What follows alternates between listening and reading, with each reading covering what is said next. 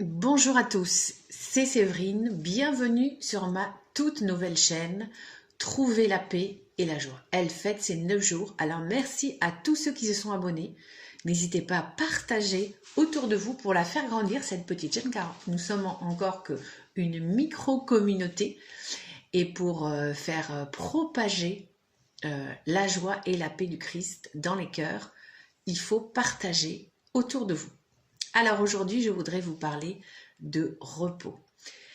Beaucoup d'entre nous avons des vies compliquées et on peut se sentir accablé par les soucis, que ce soit des problèmes familiaux, des problèmes de travail, la maladie. Et la bonne nouvelle d'aujourd'hui, c'est que je te propose de te reposer sur le Seigneur.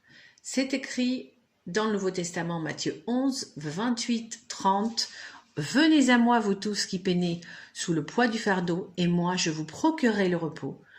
Prenez sur vous mon joug, devenez mes disciples, car je suis doux et humble de cœur, et vous trouverez le repos pour votre âme. Oui, mon joug est facile à porter, mon fardeau léger. Venez à moi, vous tous qui peinez. Tout le monde est appelé. Que vous soyez croyants, non croyants, pratiquants, non pratiquants, venez à Jésus.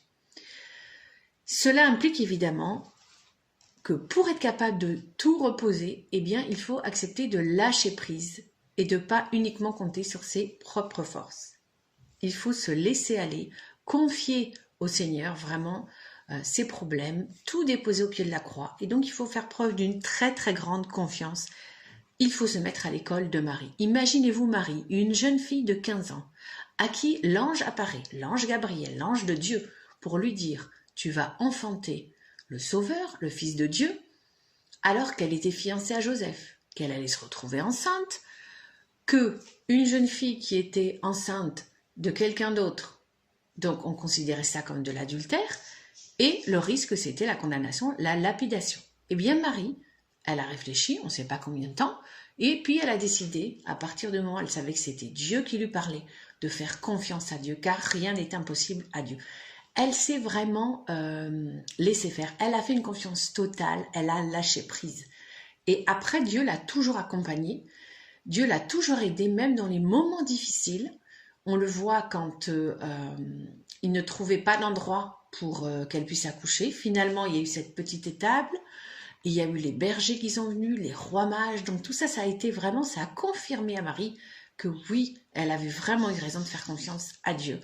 Et plus tard, l'ange est apparu pour les prévenir de partir, de s'enfuir en Égypte, car l'enfant Jésus était menacé par la jalousie féroce d'Hérode. Donc vous voyez, si vous vraiment vous lâchez prise, vous tournez vraiment vers Jésus, vous verrez que votre vie sera plus simple. Alors moi, je vais vous donner un exemple. Je suis d'une famille très très compliquée, enfin, j'ai vraiment une situation, une vie de dingue. Bon, déjà, si on prend l'exemple de mon mari, moi, je suis quelqu'un de très calme, de très posé, j'ai besoin de silence, etc. Et mon mari, c'est l'opposé. C'est quelqu'un d'assez explosif, quelqu'un qui dit tout ce qui lui passe par la tête. Donc, on était mariés pendant 15 ans, avec des hauts et des bas, puis mon mari m'a quitté, j'étais très malade. Bref, j'ai tout confié à Dieu, voilà. J'ai déposé mon fardeau au pied de la croix, et puis, au bout de 3 ans, nous nous sommes réconciliés, mon mari est revenu. Et j'ai eu quand même un petit moment où je me suis dit, mais comment ça va se passer, Seigneur? Parce que dis donc, mon mari, bon, il regrette, il a changé, mais il reste ce qu'il est, une personne très hyperactive, impulsive, et moi, quelqu'un de très posé, plus en retrait, quelqu'un qui a besoin de calme, de repos. Eh bien, j'ai fait confiance, j'étais comme Marie, ça me paraissait improbable, et en même temps, je lâche prise et je fais confiance à Dieu, et ça se passe super bien.